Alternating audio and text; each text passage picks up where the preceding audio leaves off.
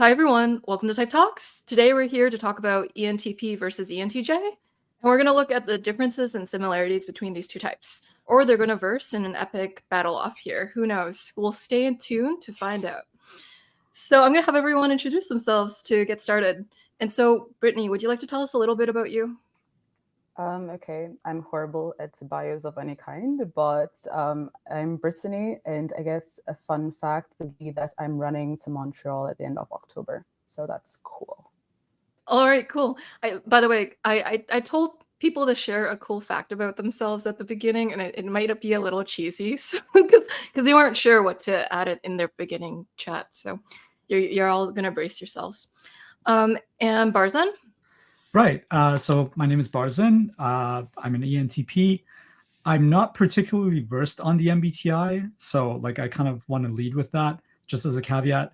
I'm not sure if there are any cool facts about me. I'm kind of crazy about longevity, and yeah, I'll just leave it at that. You should visit my website at sanctus.ca. I'm just going to do a selfless plug right there. That's the cool fact about me. I basically run a business and I'm married to my work.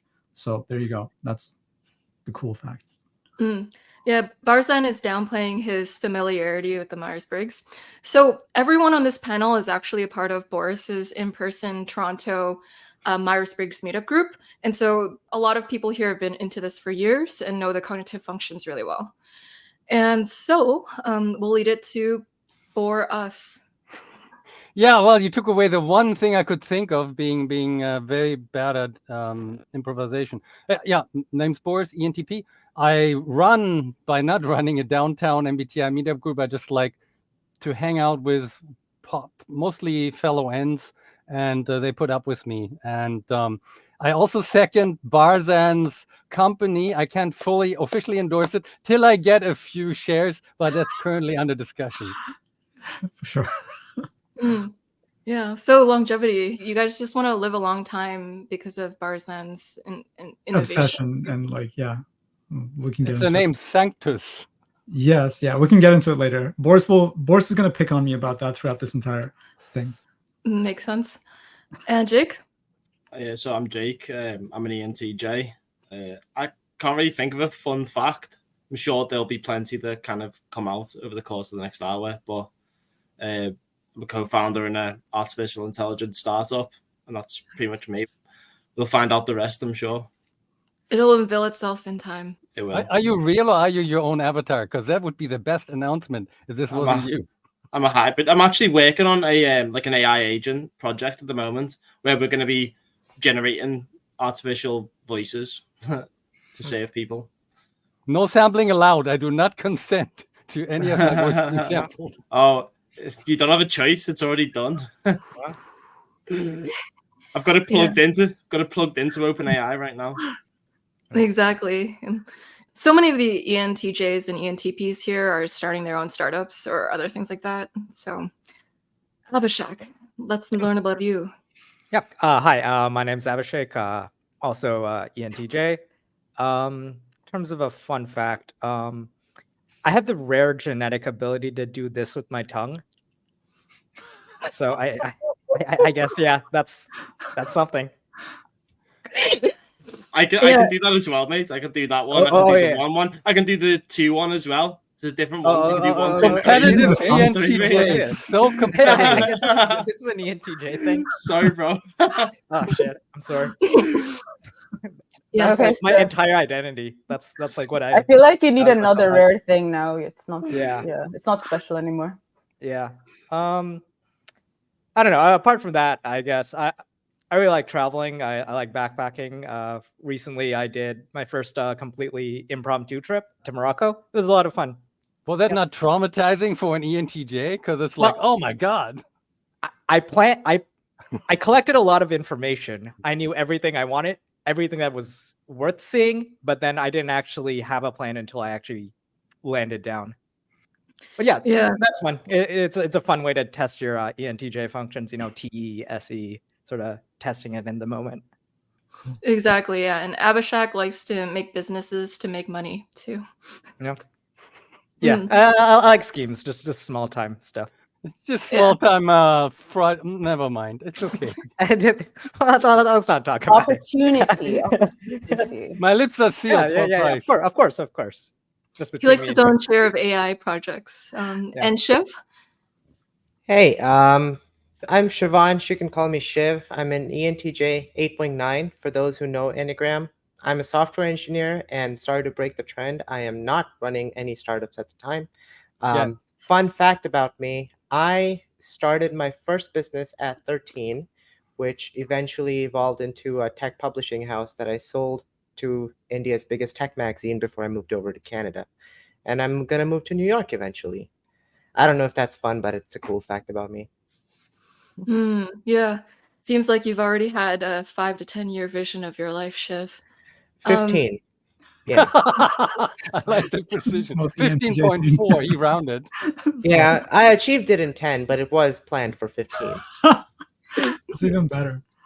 That's amazing. Yeah. And although he doesn't have a startup right now, he joined Boris's group and he was like, I'm planning on creating this watch that's able to know these biometrics about people. He has his ideas for what he You wants. just hold it close to his chest because Jake's in the room and so is Abhishek. So don't want to give anything away. We can collaborate. Oh yeah, would love to do that. Collaborate.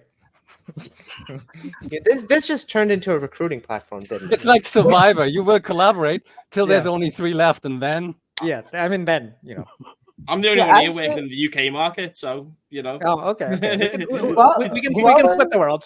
We conquer one continent each. That's how we dominate the world. There you go. Yeah. Easy. Excellent. What about the other 4? Never mind. Never mind. What would that look like though? Like 3 ENTJs fighting for power? Wouldn't that just be like a bloody end? Yeah, that sounds like the Khans from like the the Mongol Empire or something like that. Past like Genghis Khan, they're all just like fighting each other. I mean, like that was a pretty nice empire. Sure. Yeah, I'm not disputing that it's very powerful and very, very large, but I think it'd be like you'd get 3. I think you'd get like 3 territories, and it'd be like, nah, we're not gonna mess with each other. We got like a mutual understanding going on here. You know what I mean? Like eternal, like minor skirmishes, but nothing major. The Italian states before they unified. You know what I mean? There's kind of a balance going on there. Yeah. I think we can put our heads together and be like, hey, we can either self-implode or put everything together and just be greater than the sum of our parts. Yeah. So eventually just go to Mars, Some people are working on that. We have other planets to conquer. And some people I would like to send to Mars early. Like if I was Musk, if Putin applied, I'm like, you get the first rocket. It's all yours. I actually think that space is the last frontier. There's no more to explore. Like, this is what I've been thinking about. Like, I always think like, if this was like 200, 300 years ago, I'd have definitely been like a pirate or something. Like, because I'd love to explore and find places, just go and find treasure on some random island or something and just put my flag on it. But like, we can't do that anymore. And I think the only place that we could really only achieve true freedom would be space. Like, literally, it's the only place. Where else can you write your own rules right now? Nowhere. Where else does gravity not control you? Exactly. Yeah. Like every day, like I just like curse at the ground. Gravity not control you. You're depressed. Like, oh man, I'm such a slave to gravity. We're a slave to gravity, but in outer space, I try to go up in life, but gravity just pulls me down. I'm controlled and shackled, and that's not a good thing. I love gravity, but not when it pulls me down. Literally. But then if we go into outer space, we're going to be slaves to bone mineral density, because that's going to be our enemy. Or are we going to be freed by bone mineral density? Are we going to be your bones will turn just like we kind of need our bones. Cyborg tech. Do we in space? Cybernetic. Maybe we'll evolve from space travel. Have you seen the film WALL-E? Yeah. Those people are living great. Yeah, they've got it all. Clips of it. You'll have spindly arms, no muscles. You'll be a blob. You look worse than the stereotypical alien because no gravity, no bone growth, no muscle need. I don't know. I like artificial gravity. Sorry, Shiv, but if you go for the stars, you want to have some artificial gravity through rotation, whatever. Otherwise, you won't like the way you look. But I also want cybernetics at that point, like cybernetic limbs and everything. I want to be Iron Man in space. We could just like mind bioengineered into like a computer cube and like live in a simulation and we're just like a cube floating in space. Who Well, says I we're don't- not already? The thing is, I don't know if you know about space travel, but if you're traveling anywhere close to the speed of light, so you say we did build some sort of warp drive, the time that it'll take from our perspective to travel to a very distant planet will be almost instantaneous. So it's not like if something's 40,000 light years away, if you're traveling near the speed of light, from our perspective, it will be almost straight away. But obviously from the perspective of Earth, it's going to be 40,000 years. I mean, So we should have. Yeah, sorry, go on. So You're also going to be younger. We shouldn't worry about bone density, right? because that's going to be a very fractional amount of time that we'd be having to be concerned with that. Bang, we'll get there. It takes a long time to get near speed of light, and right now it's not feasible. But Also, if you you know- have like one little particle hit your ship when you're traveling, I was about to say that. you're done for.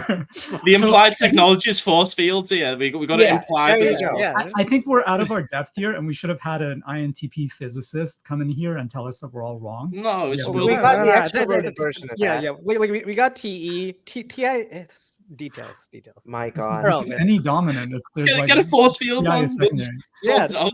just Force get a force field. I mean, I think if we're traveling at the speed of light, force fields would have been invented by then. Exactly. Or if Or you're if it's an Alcubierre warp drive, you're not actually going the speed of light. You're moving space time around you, so that you're propelled at that speed. So As long as that's not a fantasy and it's actually true, yeah. if we can get negative energy, then we can do it. Yeah. All right, so what we're seeing here is I a lot forgot of to say my background is It's physics. like, okay, let's get past that. exactly, yeah. A lot of the ENTP and ENTJ types are attracted to talking about subjects around STEM. And so you can see like AI, light travel, all of these. Stem cells, Very- ha ha ha. Exactly. And like longevity, like Barzan, and all of these technical factors and like the abstract possibilities that these could lead to. And so, speaking of that, we will get started with the panel. I realized how hard it would be actually as an INFJ to corral 6 extroverts in a room. So this is going to be an interesting time for me. Yes. So, hi everyone. I am Joyce, and I'm a certified MBTI master practitioner, and I facilitate the instrument in organizations. I also coach people, and I help people on the discovery process of figuring out their best fit type. And I can start off the discussion by mentioning a few things. So with an ENTP, they have extroverted intuition, and they have a proclivity to look at the possibilities and expand them. And so there's this ideating, this brainstorming that naturally occurs, a lot of what ifing. And so you will see that a lot in today's chat. Whereas ENTJs have introverted intuition. And so there's a convergent vision for the future of their lives and where they see it leading. So they have a concept in mind or a plan in the future of something forecasted down the line.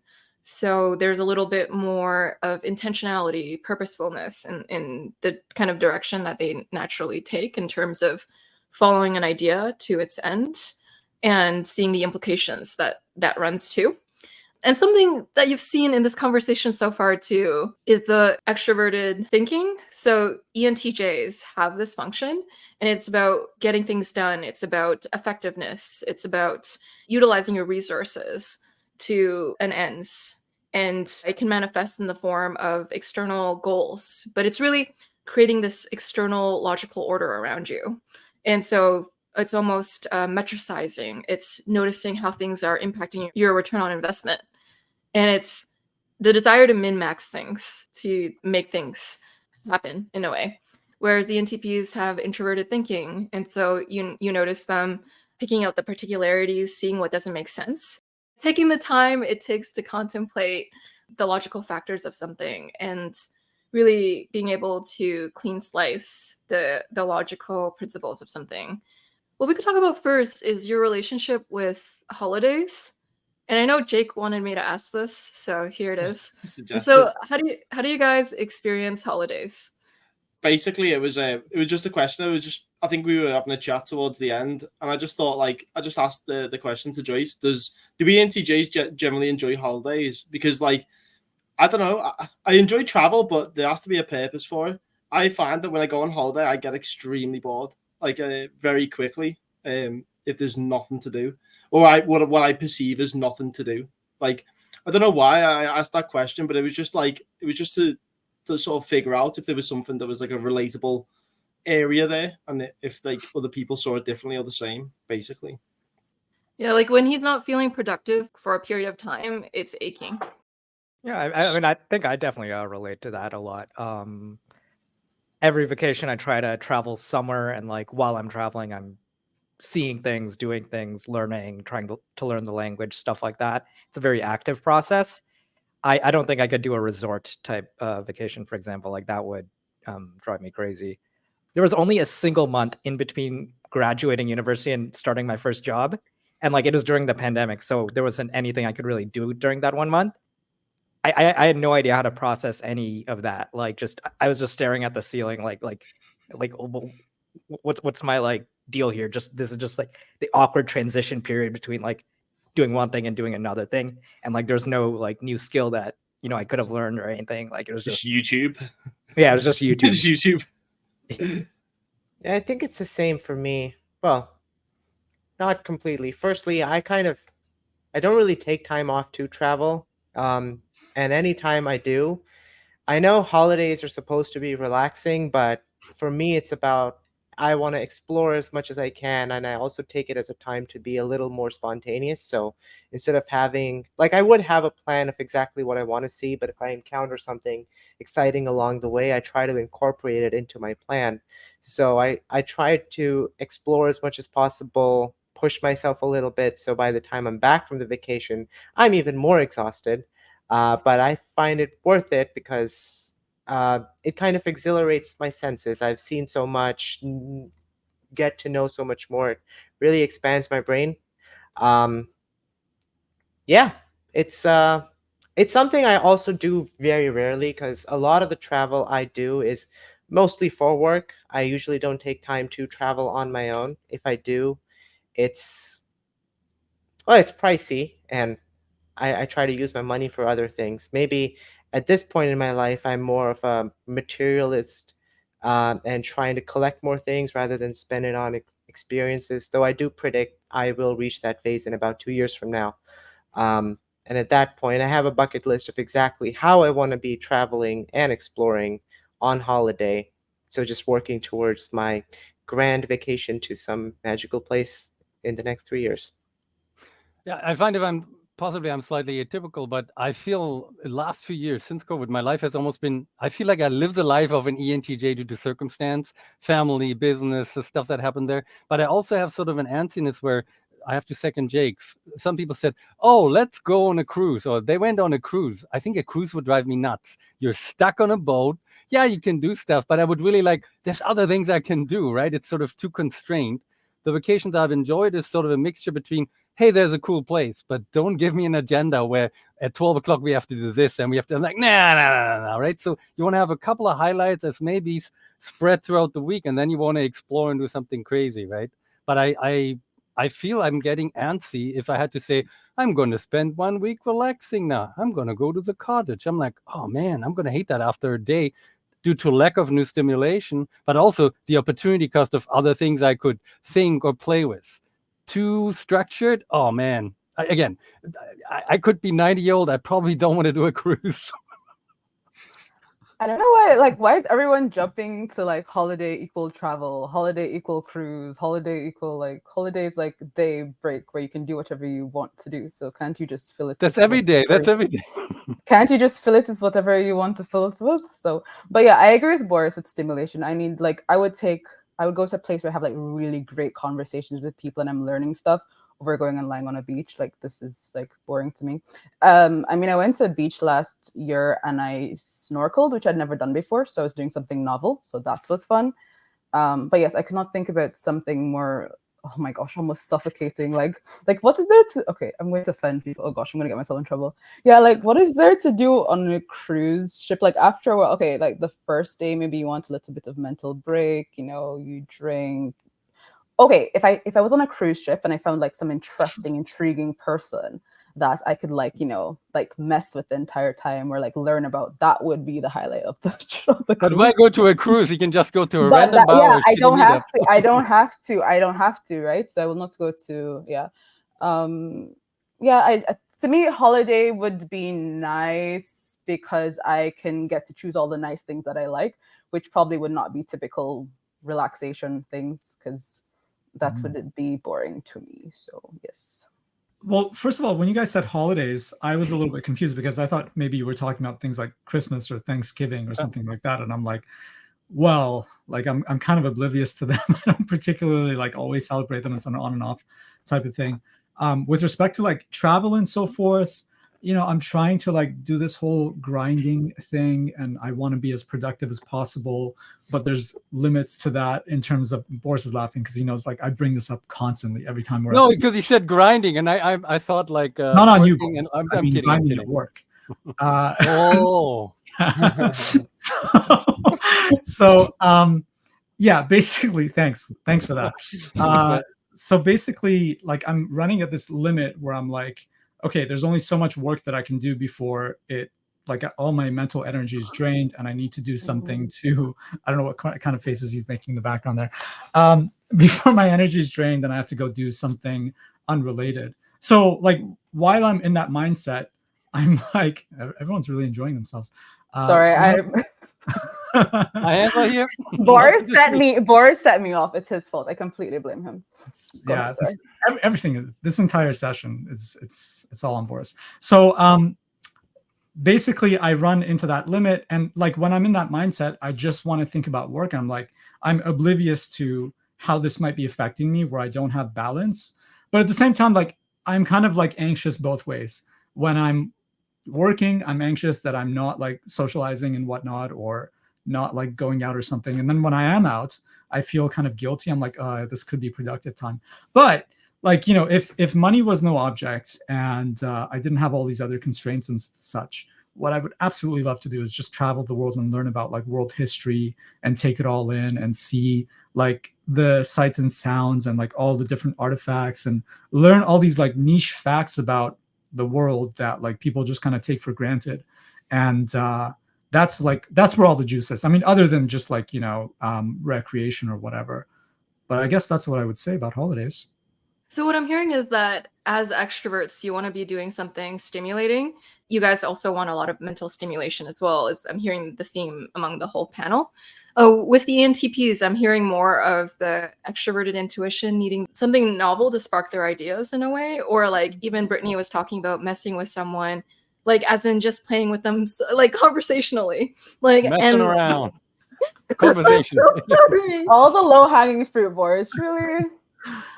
Okay, so essentially, you know, the extroverted feeling in child position likes to have a playful relationship with social connections a lot of the times, and that can make or break a potential holiday too. And so with an ENTP's little poking curiosity, they can find that person to mess with. But I mean, not thinking. Okay, this is the wrong kind of wording. Did you use singular or plural? Wait, You said did I say Yeah, mess you with? did. You did. Yeah. You did, yeah. My bad.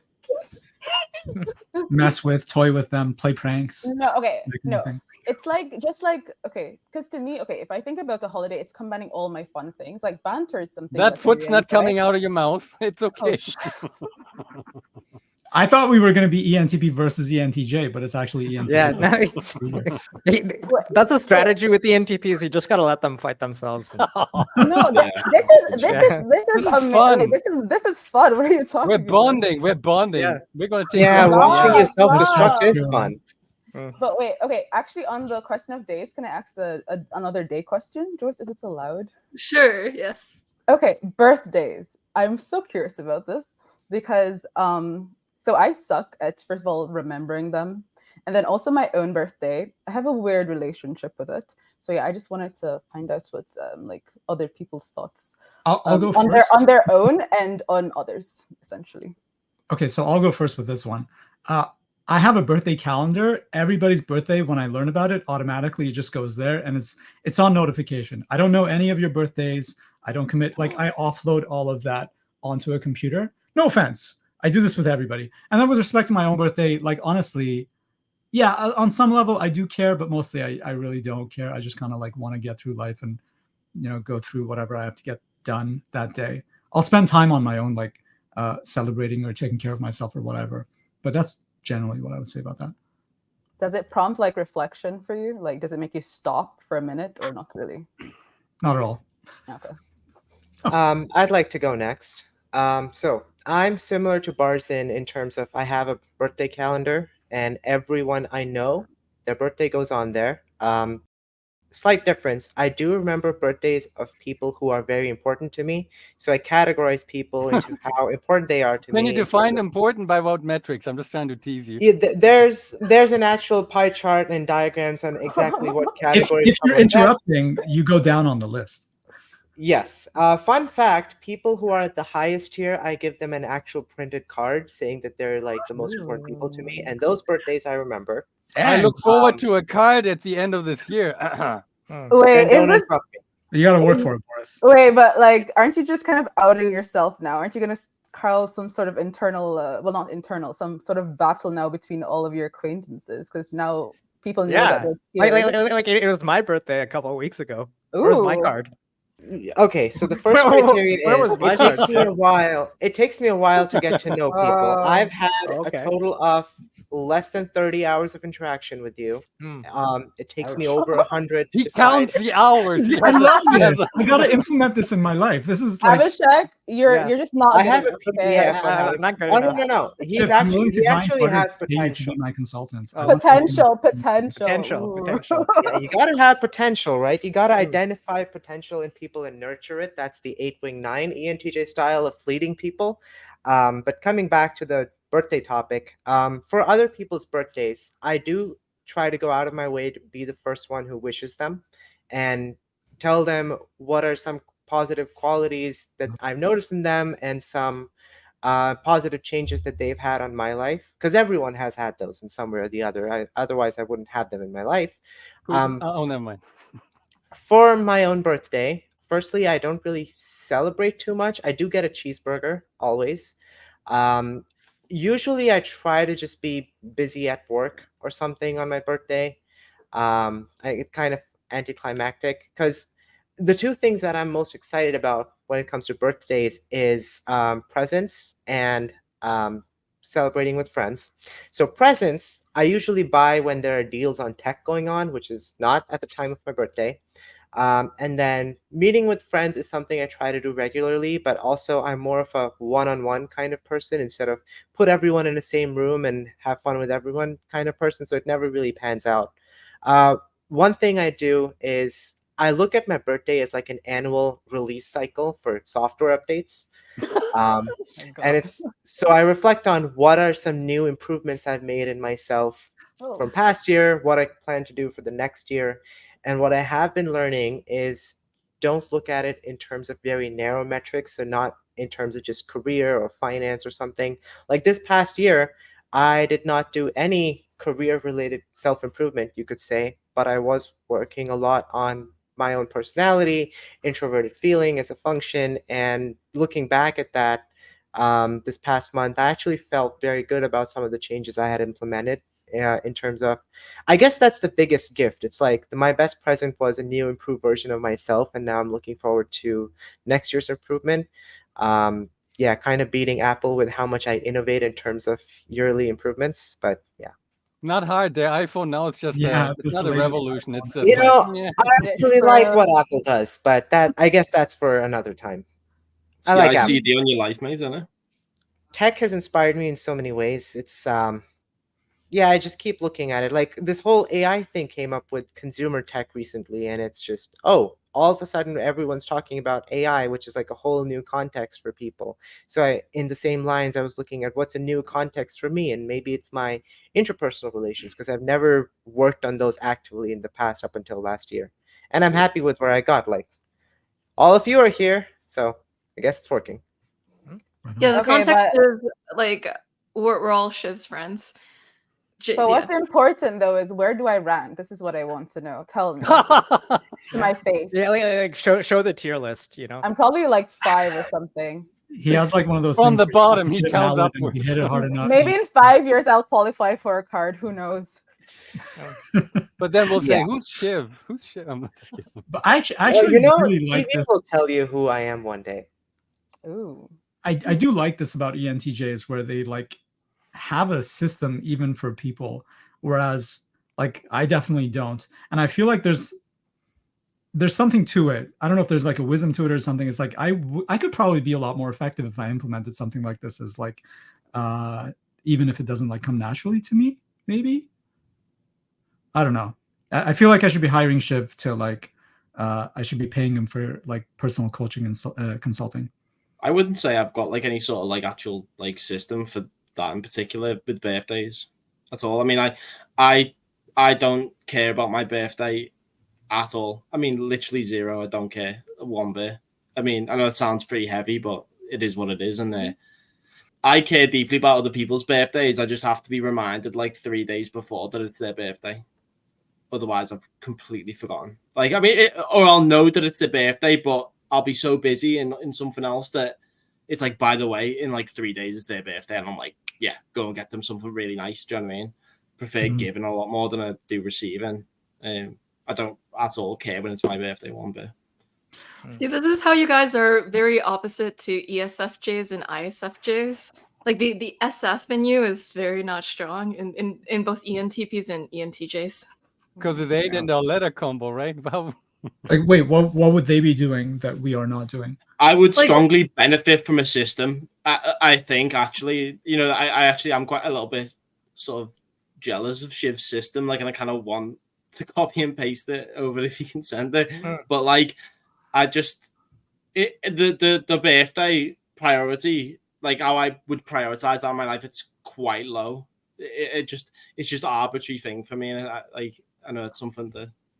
I mean, granted, you know, like the birthdays of close family and close relatives that I have here, or if they're like very close family, on occasions, like we'll be visiting family friends and things like that, and they just come up. It's like, well, so-and-so's birthday, you know, some family member will recall it, and it's like, there's a ceremony, we're going to a party.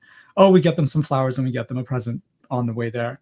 And yeah, there's nothing, like we wish them well, and we're just there to celebrate their life. So that does happen, but like I don't have a particular like system around it other than this calendar, which has more to do with like me just trying to like, I don't do this just for like birthdays, but I just try to like offload as much stuff as I can into a computer so that I can think about other things and see how I can like, you know, the whole TI thing.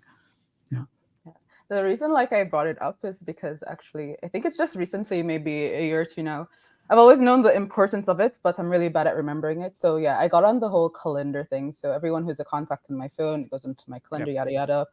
But also I've really found a lot of benefits to just systemizing things, just makes life easier. So I am working on this, which is very TP, I guess. Well, P, I guess. But trying to like categorize my, probably not like Shiv, I'm not like this cutthroat, but just like get an idea of like where my friends fall in terms of maybe like their MBTI and what they want. Because like some friends are like me too, they're completely like indifferent. And people who know me, they know that like, okay, how I will show love to you is that I'll help you to solve your problems, I'll help you to fix something. So like if I forget your birthday, don't hate me. You know, my close friends understand this. Friends that are not so close, they may not. So I try to keep everyone's birthdays. But yeah, I try to figure out like, okay, like I have one of my close friends, for example, is an ESFP, I'm pretty sure. And so I know that she cares a lot about these things. So like put a lot of energy, actually her birthday's coming up soon.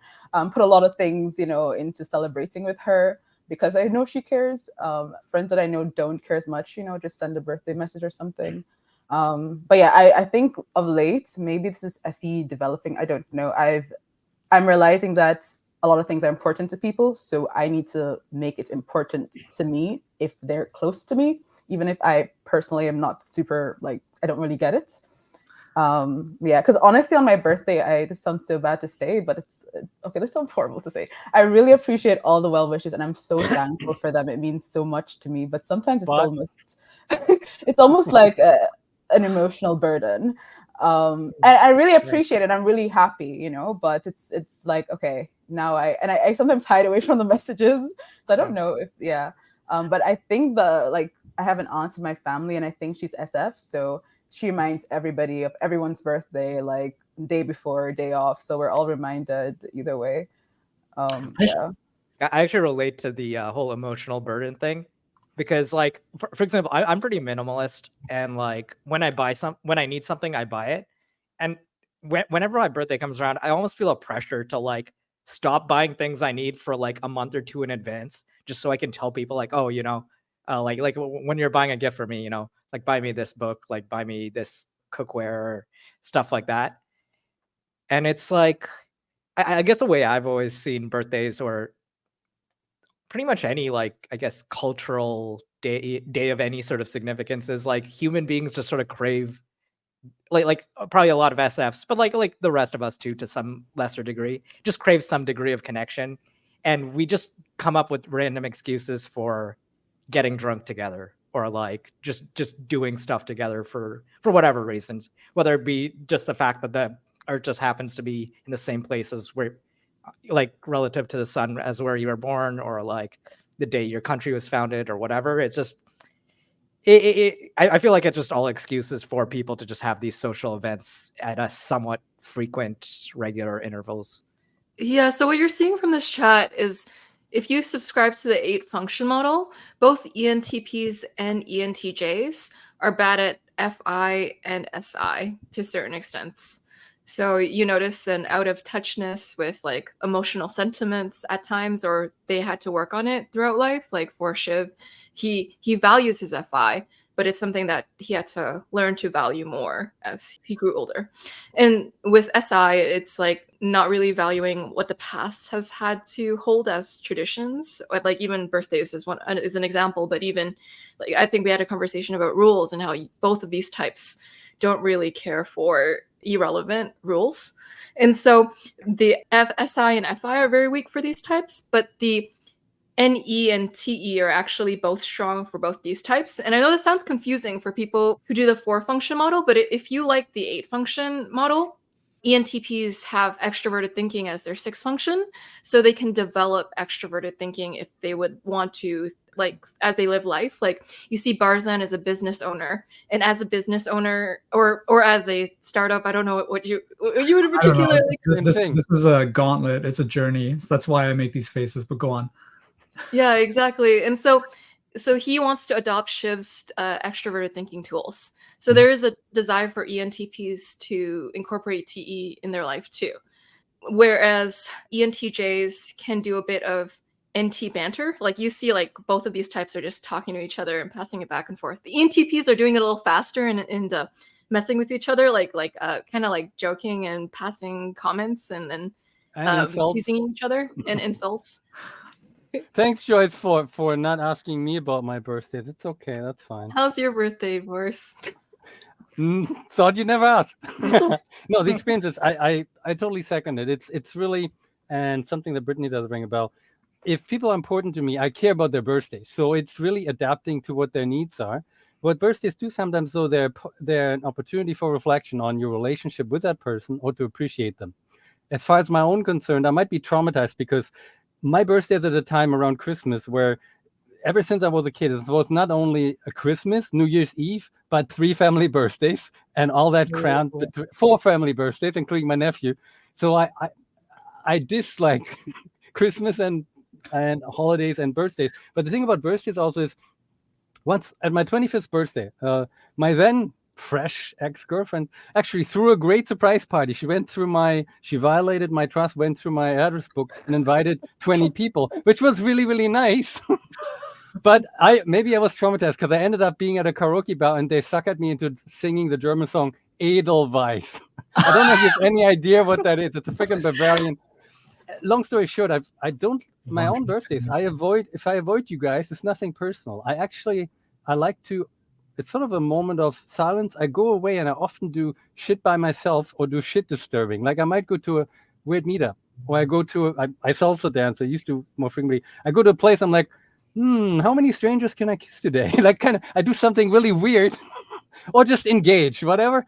But I like to sort of step away, and it's almost like a burden when people come up to me like, hey, let's celebrate your birthday. I like you, but let's celebrate by hanging out some other time. I don't like a planned birthday where I'm the center of attention. Everybody buys me a present and 20 people wish me well. It's just not for me. I would rather go missing. Like, we have another person in this group. She's a fellow ENTP. I went to a weird salsa place once, and she said, hey, do you want to go there? We went, and later on I told her, yeah, it was my birthday. This was cool. So I do not like being center of attention. But I think Brittany sort of feels the same to some extent. I could be wrong. I have to be so careful nodding along with Boris, because I'm nodding. Yes, I agree. And then you say something crazy, like kiss a bunch of strangers, and I'm like, I need to stop nodding now. Oh my gosh. But yeah, no, I don't mind occasionally being the center of attention. I don't think I like being the center of attention on my birthday. Yeah, and exactly. I love the kind of escape thing, honestly. Like if I bucked into like really random stranger, we had a great conversation, or something like this, or yeah, it's like, and I relate to kind of like the hiding away bit. Again, I don't know why, but it's almost like it's like, okay, I need a brace. It's and again, social obligation, is it not? Yes! At some level, it's Oh my you. God. I know they like you, but then you have to reciprocate, and it's not that it's and not it feels true. so transactional. Yeah, and the things like, honestly, these are all people that I love, who like my family, and them. It means so much to them, and it's almost like, okay, and I need to give them this certain level of almost response, so they feel appreciated, that I appreciate their. And it's just like, oh, like I'm so bad. Like I will end up responding at like the end of the day. Thank you so much for and then I'll like send thank you so much. And it feels bad because also I don't like it. It feels like I'm just going through the motions. Yeah, and this is not who I like. One of my irks is inauthenticity, right? So maybe this is actually why. But yeah. I should qualify also, like I do have an ADHD diagnosis. I don't know if that just comes with the territory of being ENTP. So Isn't I am it the putting same it out there. thing? I don't know. It might be. And the thing is, like, I'm trying to offload anything that's executive function into something else so I can think about some other stuff. And like birthdays are one of those things. Everybody wants to feel special. It's not that I don't care. It's just part of the issue is like, how reasonable are those demands really? Because like, do you also know this person that you're basically putting this demand on? And does it mean that they actually don't care about you, or that they like don't mean you well just because they didn't necessarily like remember, or they had to put your birthday on a calendar? Does that mean that they really don't care? And like, how do you know that? Like, you're not even in their skin, or you're not dealing with the everyday concerns that they have to deal with, right? So yeah, I would also raise that as an issue. I think I relate to all of you in some way. Like Brittany mentioned, authenticity is something she values, and then everyone kind of touched upon how it can be a burden. Because for me, I actually go out of my way and avoid meeting people on my birthday. A big portion of that is like, I have some social media profiles of my birthdays there, and then a lot of people would see my birthday and be like, oh, happy birthday and everything. And yeah, I would thank them, but then my inferior FI kind of gets confused, like, oh, is this person, like, do I have a future with this person? Do I take this seriously? So it's hard to be in the moment. And also a lot of people, I mean, social media creates a very superficial layer of relationship in this day and age, I think. So it's like, well, this person's reaching out to me. Do I take it seriously? Is this something I should be very happy to hear? Is it something I just say thank you to and wave away? And then there's people just posting active stories with me and everything. So I get thrown to the spotlight of some other people I don't even know. And I never like being in the spotlight. And it kind of really makes me uncomfortable, like with the whole emotional indecision of what to do with these wishes other than thanking them. And yeah, it at some point my birthday just becomes a source of anxiety for me. So like a month or two in advance, I would just start lowering my activity, or just like deactivating my social media profiles or stuff like that, just to like prevent an emotional outburst on the day of my birthday. Interesting. Yeah, like you're expecting an emotional response, and so to preempt it, you're trying to set up the situation. So I guess it's more like an emotional response towards people I don't want to have an emotional response towards. Like if someone who's a very close friend of mine reaches out, yeah, I'm happy to hear what they have to say, and I'm thankful because they do say a lot of great things, thankfully. But if it's someone that I've almost never really talked to, or I know is all talk and no action, then it just kind of throws me for a loop, and I don't really want that. Mm-hmm. Shiv doesn't like to be caught off guard, whereas Boris puts himself in situations so that he doesn't know what to expect. Like one of Boris's favorite things about his meetup group is that like there's always random people coming, and it's exciting that there's all these like unexpected people that show up. Sometimes Really good. clash, Yeah. sometimes have issues, sometimes it's just we've had the whole spectrum. Yeah, I really relate to that actually. Sorry. I find it so interesting how Shiv, like, it's such a, like, because the emotional part for me is just like, oh, I need to reply to all these people are so lovely to me, blah blah. It's so interesting how you're like, if someone is not that close to you, how it's like, oh gosh, how do I interact with this? Because to me it's like simple, like, okay, thank you, like very, you know, blank kind of response like this. I don't really think much about it, but it's so interesting how for you that's almost something you have to sort of analyze. I would have never really thought that, you know, so that was kind of interesting to hear. I mean, like for me, I just like click like you. on the post or something. Yeah. Yeah, I mean, I would do the bare minimum as a courtesy, like thank you or whatever, but it's at the back of my mind, it's like, where does this go? Because some people would be like, hey, happy birthday, and I say thank you, and they're like, where's the party and everything? And then I don't want to say, I already had the party, you weren't there or something. Because believe me, I did not have a party. But yeah, like at some point it just becomes, damn, I don't want to be a bulldozer again, but they're like putting me in a position where I don't have a choice, and I would just rather not just be like, hey, I don't actually care about your wishes or something like that. Like I just want to be. You could also just take it as banter, right? You could be like, you're both acknowledging that, like, hey, like I know that we don't have that close of a relationship. I appreciate that you're still like, we're superficially kind of like acknowledging that, and it doesn't mean that whatever. That is a good idea. I think it's more. I'm not the kind of person who enjoys people's presence for just a moment. I try to think of, oh, if I'm trying to be close to someone, I want it to be sustainable, and if it's not sustainable, I'm just not engaging to begin with. How do they fit into your 15-year life plan, essentially? If they don't fit, then yeah. Well, Yeah, you know, I'm joking. I think Jake has been willing to say something. We don't want to. Yeah, we've not been letting me get a word in edgewise. No, I kind of relate to what Chiv's saying there in some ways, in the sense that, I mean, personally, it's never been an issue for me. I don't have any source of anxiety, and to be honest with you, it's because I've only got like really 5 close friends, and they'll just say happy birthday, bro, and then it's like that's all I have to deal with, really. Like, and I know this might sound like a bit foreign to someone, but I don't really, like, that's fine by me. I don't really care, because I didn't even consider it that important anyway. Do you know what I mean? If one of my close friends didn't say happy birthday, I'd be like, should have said happy birthday, bro. Do you know what I mean? That's about it. Like that's about as like as deep as it gets, really. And like, I think that's because I don't like keep many acquaintances around, or I don't really care to have like a really broad, like shallow relationship base. All my relationships that I have are very, very, like, if you're with me, it's like ride or die. It's like you're with me. You're in my circle. You're in my group, and I know what they mean by just saying happy birthday, bro. I know that they deeply care, and I don't really ask any more questions, because I don't have any sort of insecurity about how they feel towards me. Does that make sense? So I just think that's just my perspective on it. So obviously everyone's got a different perspective on it. You've got different like social media, like followers amounts, or people around you, or whatever.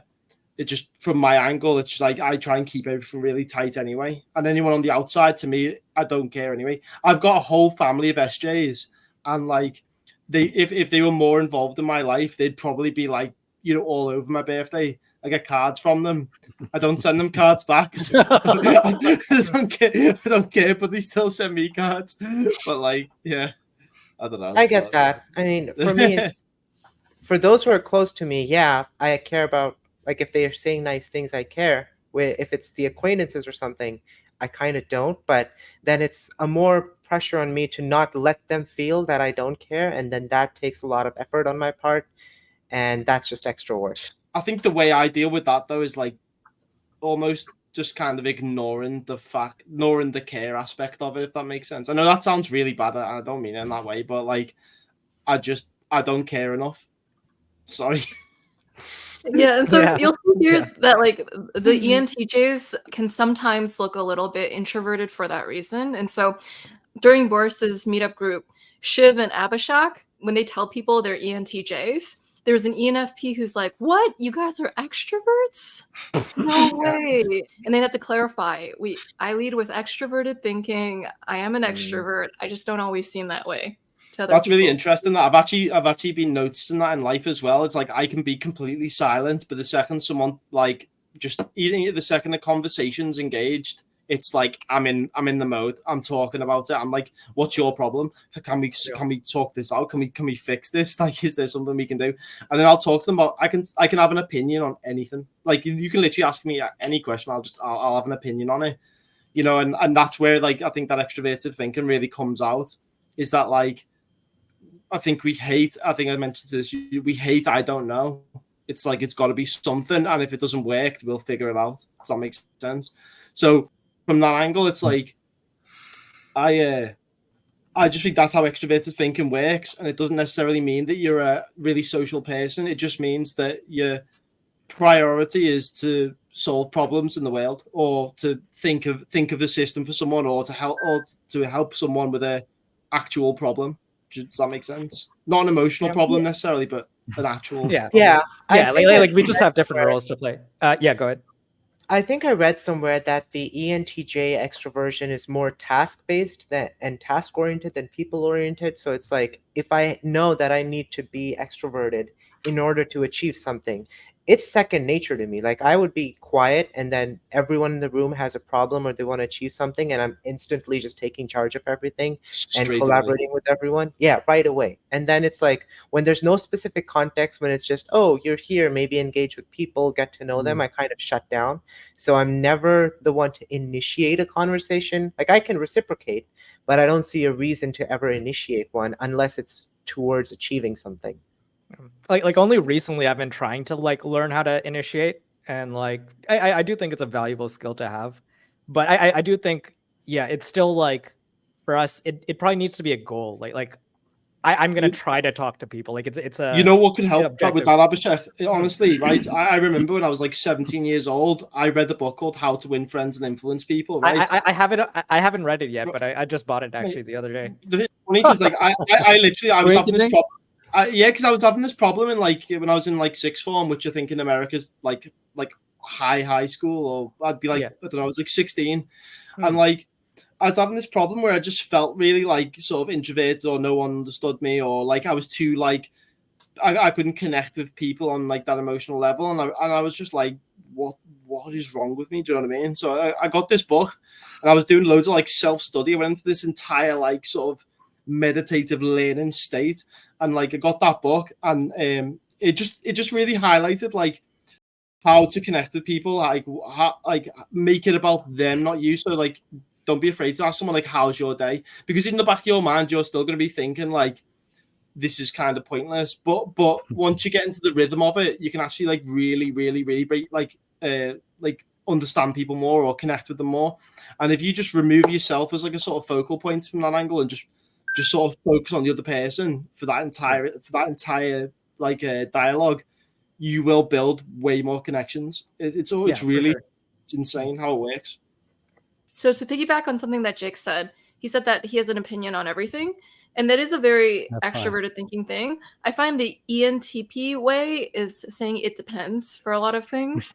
So there's always this level of caveating, qualifying, softening your statement as an ENTP. And this is where the speaking styles of these two types are very different. Like the ENTP might speak in a more indirect way, whereas an ENTJ is more direct in what they're saying in terms of opinions. Mm-hmm. Which makes sense, right? It's TE and it's FI, because FI is the seed of making quick decisions of value of approval or non-approval, which you pair that with TE, you get that behavior. Whereas for somebody like me, I always qualify with, not always, but I'll just qualify now. It depends, and you usually tend to want to keep the other option alive, right? So it's always a little vague, always.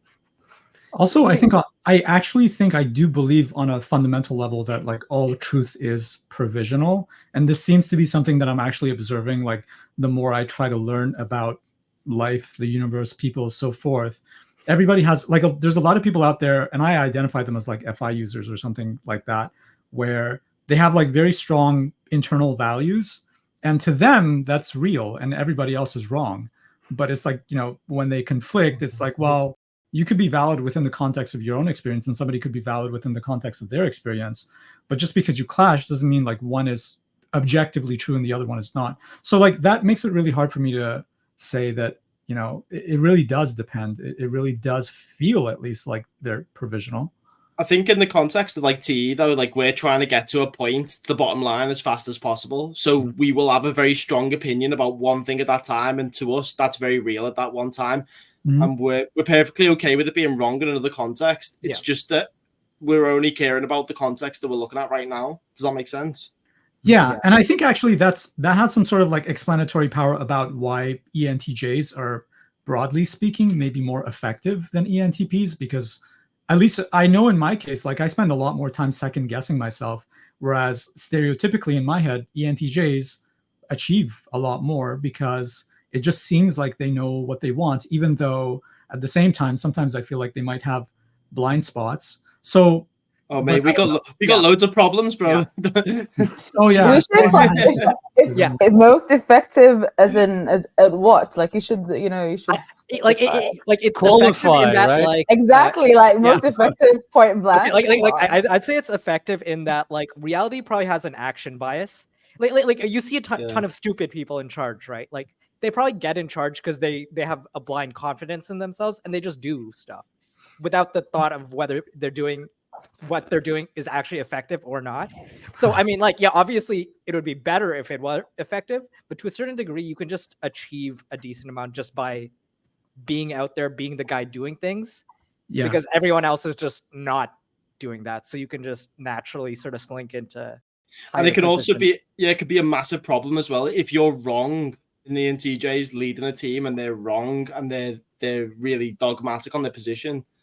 It can be a big problem for the team. Like not even necessarily wrong, but they're pursuing an objective and they get a lot of things right, but they have these like blind spots that kind of lead them into traps and ditches and so forth, and then things can fall apart or they cause tension.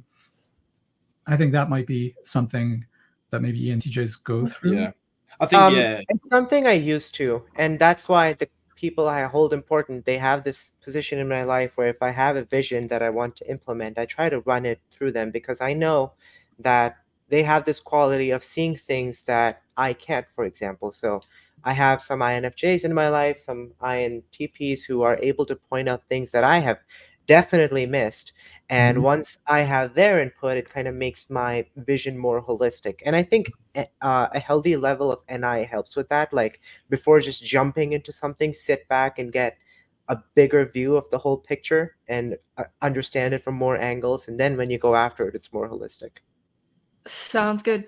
And so I'm wondering, to close off the panel, guys, I'm curious about the ways that you distinguish these two types. So how do you guys in your brain see these types as different from each other? I think when I was in engineering school, one thing we learned about was convergent versus divergent thinking, where we are attacking a problem and then we come up with we brainstorm a bunch of solutions to go after it, and then we try to narrow down on exactly what we want to execute. And as an engineer, as an ENTJ, I see people as resources.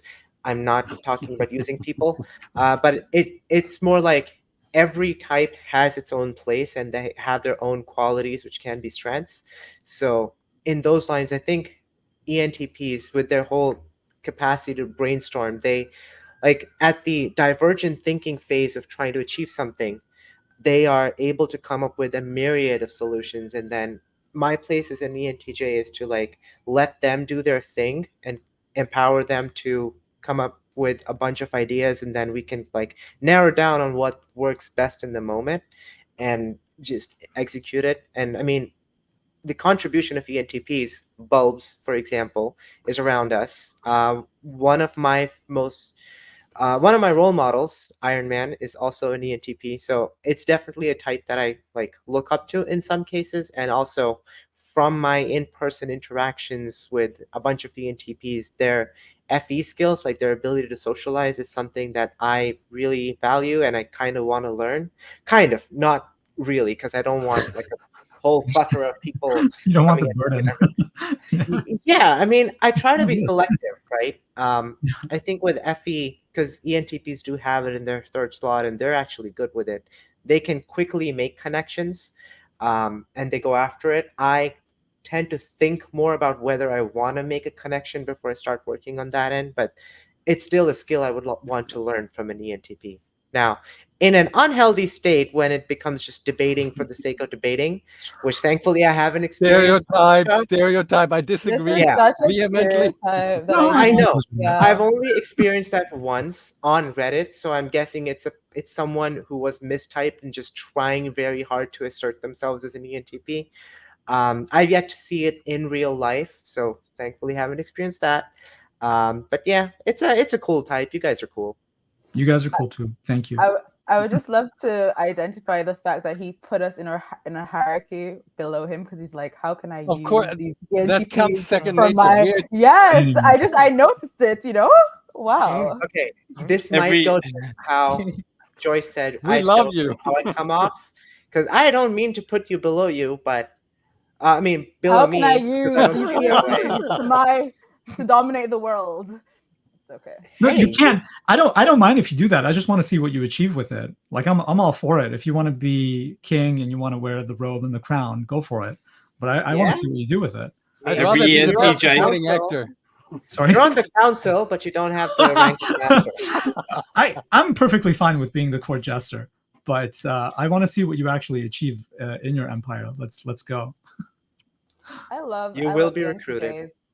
ENTJs are great. I think in another life, this would be like kind of great personality to be.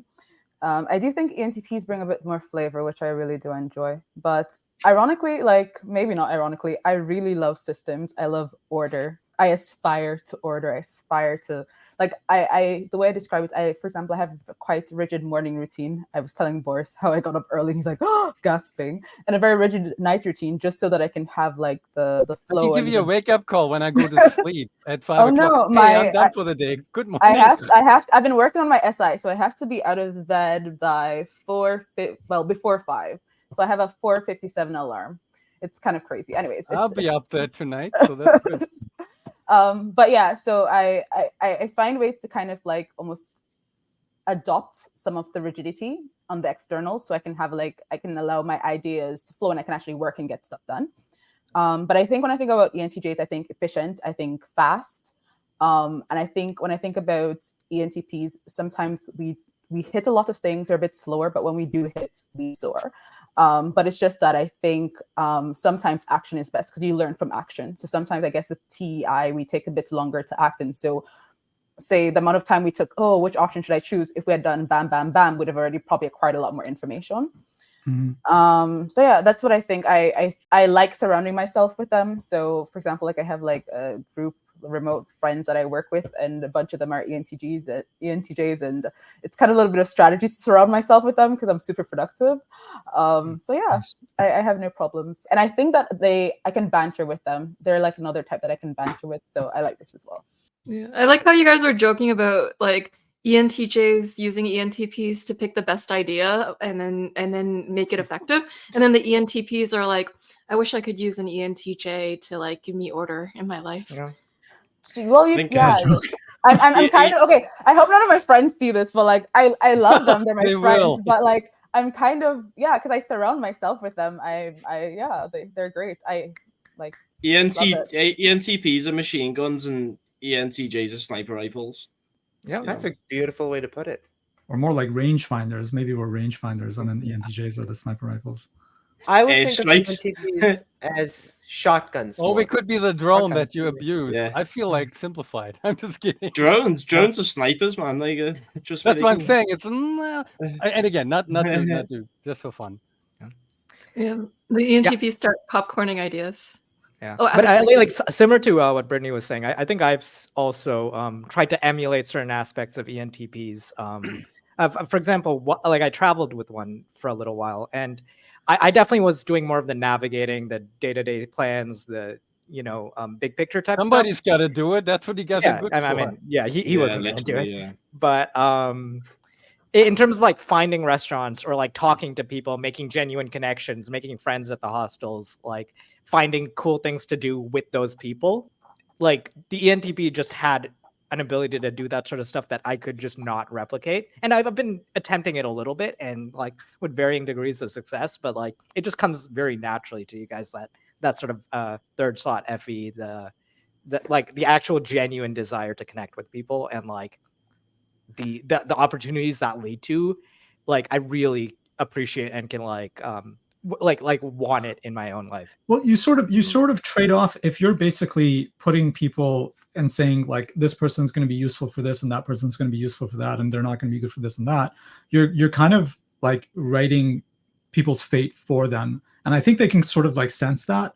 Whereas from a more like maybe a holistic point of view in some sort of like spiritual sense or something like that, like when you're not passing that judgment, I think people can feel that and they're like, oh, this is somebody who's like open to whoever I am, and so this is somebody that I can like build rapport with. And usually like your snap judgments, it doesn't mean that they're wrong, but I think on an emotional level, like people don't want to feel that kind of energy, and maybe that's what is kind of happening. So it's like you kind of like pick one or the other. Maybe it just feels, is there something about it that just feels inevitable? Is this really, really, really good point? Like what you just said there, I think is like, I think every ENTJ needs to take that on board. I did sales for many years, so I kind of have the ability to build that connection. But like, obviously, in the back of my head, there is just that like dollar sign attached to each person. But like, I learned how to not do that in a way. Do you know what I mean?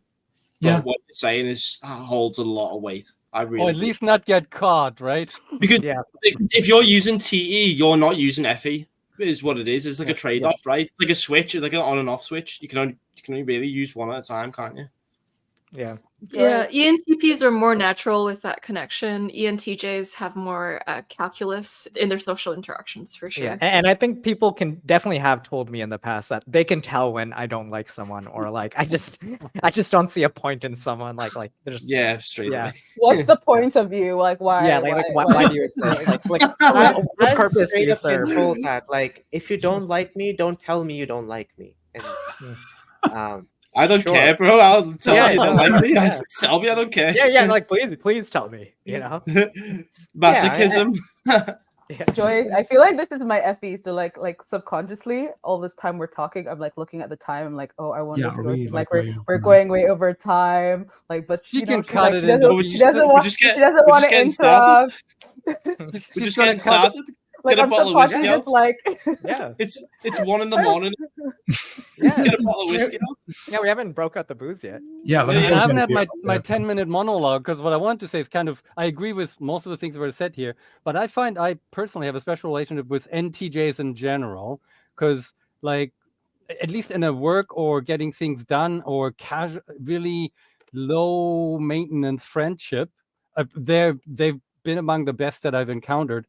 One example is like in university or at work, before I even knew about MBTI, I often ended up in 3 or 4 cases with people that I had a great synergy with, where once we were literally co-op students, we solved the problem that the company, this was a software company, thought they were giving up on. There's something about the synergy of NITE with NETI, because we all have sort of slight weaknesses or tendency to be off optimal.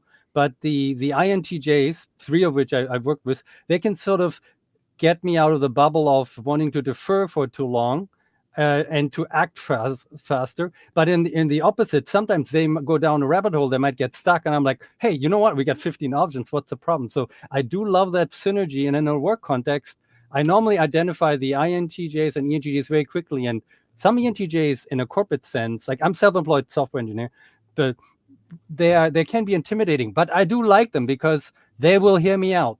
I have something that I can sell you. Here's something I can do for you. Let's brainstorm. Let's talk about it. That's what you get from ENTJ. ESTJ, not so much, right there. But I do seek them out. And again, there's great synergy because of that matching and complementarity that is super unique in terms of getting things done in a way that's nothing wrong with emotions, but emotions don't get in the way. We can just it's the best part at that moment. Forget those feelings. You can get magic done. We're like sitting there. I remember sitting there with my ENTJ friend. I mean, many of you are coders. A COBOL person wrote a JavaScript for a website, and I'm like, okay, we're supposed to be in final phase testing. And I looked at it and said, you know what? I'm going to rewrite that stuff. I cannot test it. Do you trust me that I can write it? You've known me for 3 years. Like, yeah. So basically, my final testing was rewriting it, testing it. We delivered it. But there was sort of like a trust and a mutual complementariness that I don't find outside of the NTJ types, at least from my experience. We don't like micromanaging, I don't think, to be honest with you. I think we just like to trust that someone's going to do something. But if they break that trust, it's a big deal. Yeah, I have to earn your trust, but once you have it, and also sometimes they can get stuck, and it just many little details that I recall. You might have a blind spot, and I'm saying, you know what? But I already thought about these 3 options. We can bend your program around, and it's the best work relationship I can have with an NTJ. That's normally what I seek out. We listen as well. Like we will listen to what you have to say, and if it's better than what we're thinking, straight away our opinion goes out the door. Don't care. And you will give me criticism. You say, no, that's not good. And then there's sort of a really quick, unburdened exchange to get the goal done, because we all pull each other towards the middle where our weaknesses, right? And you can like cut through any of like the, oh my gosh, I should be careful about this, whatever. You can just get like, okay, let's get this done, bam, bam, bam. Like there's no tiptoeing around. There's like, okay, we're solving the problem. Let's get this done. Like, but we love feelers, right? We do love feelers, just not. Yes. I'm not saying this. I'm just saying like there's a little bit of efficiency even in just having to be able to avoid like the fence and having to worry about that and that kind of thing. I guess. I agree. I think to Jake's point of not wanting to micromanage, it's like if I'm trying to achieve something, firstly, if it's a team, then it's all of us trying to achieve the exact same thing. And if I'm envisioning it as a subset of problems, I want the person on the team who's like the best at a specific thing to take that. And so if in this case, if let's say we're talking about Boris's testing example, if I know that Boris is the guy who can implement it the best, then yeah, we're doing that portion Boris's way. I don't care about having my way on everything or trying the true tried and tested way of doing something. If Boris has an idea, I want to try it and see if it's a better one, because he's the expert, not me, at that specific thing. Yeah, so there's an element to ENTJs where they're good talent scouts. So they're like, okay, that person is good at this task, and so they should probably be the one to do that. All right, and so I'm planning to close the panel soon. Does anyone have any final thoughts? I just want to get a drink so we can go through the intermission and do the second half. I guess so. Yeah. You'll be here until tomorrow, Boris? You mean the second, third, right? True. Let's do innings. Yeah. That's the beauty of Boris's group, actually. So he stays up all night talking to them. So when you get a bunch of intuitives together, they just talk until they can't talk anymore, which is 10 hours later. Or 4 in the morning, and then I have a 9 o'clock me. I'm like, I'm not going to sleep, guys. I got to go home like last week. And we always get kicked out. Yeah, and like then we we always say, okay, guys, bye, we're going home. And then I always check. And at least an hour passes and it's 1 o'clock and we're still standing there talking. So. Yeah, I think for self-development so SI, this is a bad habit. Like I need to knock that off. Yeah, like it's happened that we leave the meetup at 1:30 a.m. or something, and I have to get up at 4 to take a 5 a.m. flight. Wow. And I always reach another city like completely sleep deprived, but it's always been worth it. Yeah, it's always been worth it. I make an exception to my new rigid sleep routine just for like Sunday nights. So yeah. Yeah. But I'll call you at 4:57 if you need a wake up call, because that's about when I go to bed. Ouch. I'm a recovered night owl. I realize I love the nice quiet of the morning, but I don't need to have it at like 3 in the morning, like on no sleep. I can get it by waking up early. So this is what I've discovered. Yes. I'm curious how many of you here are sleep deprived right now. Me, very much so. Yeah. I usually am. Today I'm not. Nope. I'm on my 4th cup of coffee. It's actually really funny because I've actually, like, literally in the past 2 weeks decided that how important sleep was. I mean, there's a lot of people, like a lot of experts, that are talking about how it actually takes several months. It's like, you know, if you don't brush your teeth right for a week, there'll be nothing wrong with your teeth. But if you don't brush your teeth for 5 years, your teeth will be messed up. Yeah. So with sleep, it's actually much the same. So if you don't sleep very well for, like, say, 2 weeks, 3 weeks, 4 weeks, you'll be fine. You won't feel great, but you'll be okay. But if you're sleep deprived for like 5-6 months, mate, you're gonna like literally do extreme long-term damage. In fact, I had a friend like recently who had a lot of trouble with like sort of insomnia and things like that. So, you know, once you go down that cycle, it's really bad. So I do my best I've started doing my best to try and get like at least 7 hours a night. That doesn't sound like a lot, like, and I wake up a lot, but like, you know, I think one a good practical thing you can do is set a go to bed alarm as opposed to a wake up alarm, if that makes sense. So you set an alarm at 9 o'clock, you go to bed at 9 o'clock, whatever. I mean, I'm talking to you right now, it's 1 o'clock in the morning here. So I mean, I'm not doing very well. Yeah. I mean, for like me personally, like I actually notice like my brain is slower the less I sleep. Like mental math, for example, if you ask me to add some numbers or multiply something, like there are a few days where I was like I know I could have calculated this in like 2-3 seconds. Why is it taking me 10? And like I've consistently noticed, like, you know, if I'm on 4 to 6 hours of sleep, you know, I can still do it. It's slow. I wonder. I like being faster. I wonder On if that people note, watch. I think the effect of getting good sleep as well, it's the same thing. It's like you're not gonna feel well rested after one good night's sleep. You're probably gonna need like if you've been sleep deprived for a while, you're probably gonna need like a month or two's good sleep. And then it's like going to the gym. It's like you don't get muscles after 1 month of going to the gym. You get muscles after like a year of going to the gym. You know, so if you take the same philosophy and just, it's like, I was reading a book, Steve Bartlett's book, Diary CEO. It's about like making small changes in your life and having big effects over like long periods of time. So like a 1% increase in your cognition over a month's time for good sleeping habits, you could increase your cognition by 12% in a year. Just off the top of my head, that's just absolute nonsense, but it's the principle, if you know what I mean, the framework. On that note of like punctuality and so forth, we are kind of rather over time. Should we try to wrap? I was gonna say, and also I was wondering how many people are gonna like, wow, they're gonna talk for 5 minutes. I know, yeah. Like the audience is gonna be Ooh, sleep is important. Like, oh my gosh. No. The ENTPs don't want to get told what to do. That's what it is. Yeah. I have a meeting to get to be honest. I got too much crap to do tonight, but All right, cool. So on that note, we can wrap up. And so thanks everyone for coming out. Thanks, Shiv, for having your period of making friends and for including us in that circle and staying up late with us, even though TE, it might not make sense. It seems like spending times with your friends is a good enough metric to make it worth it. So, and Boris, thanks for setting up your group or like keeping your group continuing as the very chaotic leader. And then so I'm able to meet all of these people too. So and then Barzan, I hope to see those longevity, I don't know, statistics or life hacks, biohacks. Singularity, man. I'll try to deliver them to you in like a basket. Yeah, if sleep's gonna be bad for me, I need to find other ways to make my life longer, you know. So well, this is the first pillar that you would have to attend to is sleep for absolutely everyone. Yeah. All right, great. You heard it from a longevity expert or enthusiast, like future CEO of longevity obsessed. Sanctus. We didn't talk about Sanctus. That's all. Okay, I gotta get a meeting, so we should probably keep moving. All right. And yes, thanks, Jake, for adding your AI-related contributions and all the other thoughts you had too. We didn't get to see some of your strong opinions, but that would be fun to see an ENTJ fight with ENTPs over strong opinions. There should be a debate episode where you guys just debate each other. Yeah, just get politics in it. Yeah.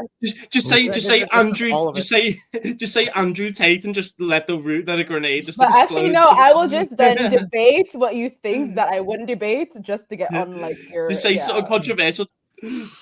Oh, great. Yeah. And so thanks, Brittany, for coming on this panel, even though you had no idea what it was really about. Just like, you're like, hey, Joyce wants me on. Thanks. It's Joyce. So I know that you will not like, throw me to the fires. So yeah, to the wolf. Yeah. I believe you'll survive, 3rd degree burns and all. So. And then, yeah, thanks, Abhishek, for joining too, being the one that likes to travel and so inspiring us to just go and make the most out of our lives. And so I'm doing the birthday thing that you guys hate, like the compliments that you're not sure why they're existing. Thank you So for inviting us. Thank you for having us. Yeah, Actually, thank you. This was really Yeah. fun. Yeah, I let's- And appreciate thank you it. for Credit. complimenting us. I was comfortable with that. So And I was really tired today, and I was like, oh my gosh. But then, like, I've never felt tired like the whole time here, and it's been like a good vibe. Joyce will so. be tired. The introvert in her, she's But going to yeah, I think we've drained her. Oh my gosh. Sorry. I think it was great. And so thank you everyone for watching. We'll see you all in the next episode.